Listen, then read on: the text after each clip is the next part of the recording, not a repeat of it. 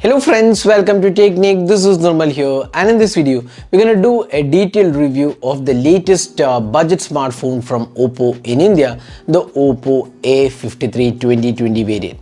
So Oppo announced this latest budget smartphone, which is priced around 12,990 in India, and this device comes with quite decent hardware and one of the devices from Oppo with 90Hz refresh rate. It is powered by the Qualcomm Snapdragon 460 octa-core processor. It has a triple rear camera setup. Then you also have a punch hole camera, and then you also get a 5000 mAh capacity battery and 18-watt fast charging. So it's fairly well equipped in terms of the specification. It may not be as competitive as the Xiaomi or the Realme, but it is fairly well equipped for the 12,999 price segment. So how good it is, let's find out in this detailed review. So if this is your first time on this channel, do hit that red subscribe button and also hit the bell icon to get notified of all the videos we publish. Now coming to the detailed review. First, let's have a look at the design and build quality. Now if you look at the design, you can see that the back panel design is quite similar to the Oppo A52 announced recently.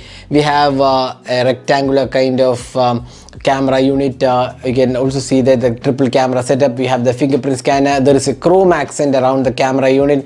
There is an Oppo branding, and this polycarbonate material looks quite good. It's a shiny material. It's a plastic material, but it definitely feels quite good. Now you also get the fingerprint scanner on the back. Then you also get the 90Hz HD plus resolution display, the punch hole camera. The bezels have been kept to minimal on this device. It's quite good in terms of design, and the sides of the device are curved, giving it a good in-hand feel altogether. So design wise, we feel it's not a stunner in terms of design, but still it feels quite decent in terms of the overall design aspect. Now next, let's move on to the display. So Oppo is bringing the 90Hz refresh rate to its budget segment. So you get a 90Hz refresh rate on this device. It's an HD plus resolution display. That's something which is quite weird actually. We have seen devices with full HD and 90Hz refresh rate. This is probably the first time we are seeing an HD display with 90Hz refresh rate. So you can just have a look at the 90Hz refresh rate. It's quite smooth in terms of experience. So that's the 90Hz. So you can see that it's quite smooth in terms of 90Hz refresh rate, but again it's an HD plus resolution display. Now the display as such looks quite okay. It's an IPS LCD panel. The viewing angles are quite good, and overall the display quality feels quite good for the price segment. But again, as I said before, it should have been a full HD resolution display, at least at this price segment. Now moving on to the software. So Oppo's ColorOS 7.2 is the one which is powering on this device. So it has Android 10 out of the box, and as we have said with other Oppo devices, the ColorOS is something which Oppo has done a lot of work. It has been refined to give a good feel. There is a lot of optimizations applied, and it feels really nice. The clutters have been avoided, and it's more or less a clean UI. Again, the UI looks quite good. It's a refreshing UI. There are lots of additional features being offered. The optimization has been done really good. So overall, we feel Oppo has done a really good job with the software optimizations on the Oppo A53. So that's the UI part. Now talking about the performance. So this device, the Oppo A53 2020, is powered by the Qualcomm Snapdragon 460 octa-core processor.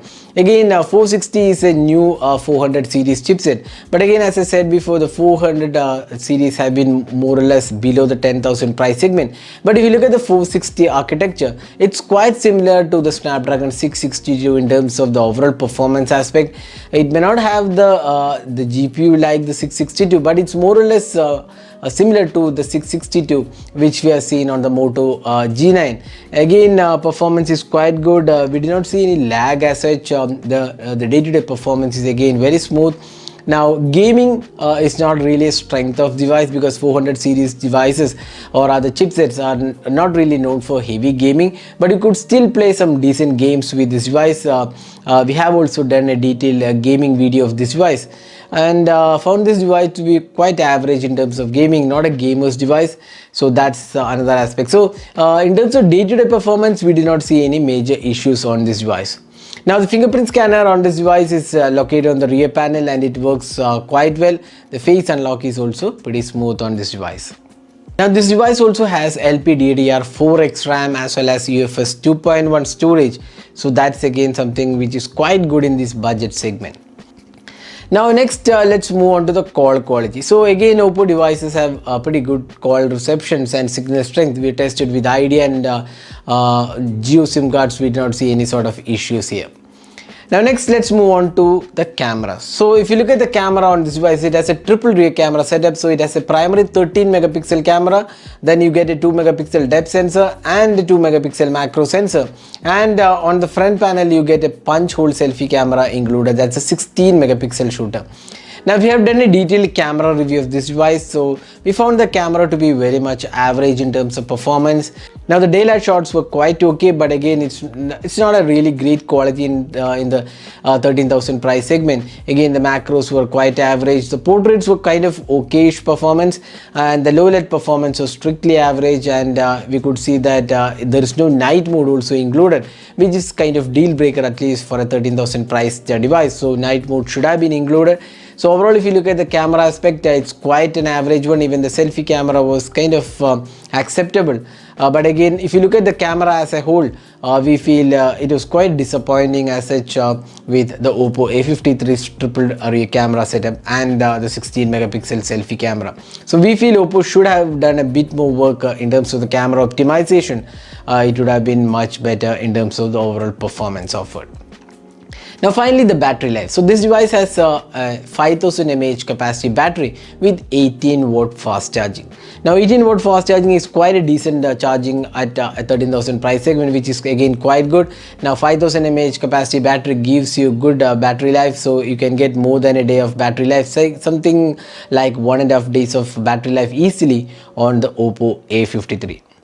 So that is a detailed review of the Oppo A53. So what are the strengths of Oppo A53? Now first strength is that it comes with 90 Hz refresh rate, which is quite good in terms of the overall smoothness it offers in the display. Now it has a quite decent looking design as well, 5000 mAh capacity battery, then decent performance, good color OS which is quite optimized, and the availability which is available offline as well. Because if you look at most of the smartphones, whether it's Realme, Poco or Redmi, the popular ones, they are not available when you really want to buy a device. So that's where the Oppo A53 has an advantage with good availability offline as well as online. That's one of the important things actually. So that's the device is available across all the dealers from Oppo. Now the cons of the device, the cameras are kind of strictly average. It should have been a full HD resolution display, and the processor could have been a tad better, but again we're not complaining too much, but still it should have been slightly better processor at 13,000 price segment, and it should have been a full HD display, that as I said before. So that was the pros and cons of the Oppo A53.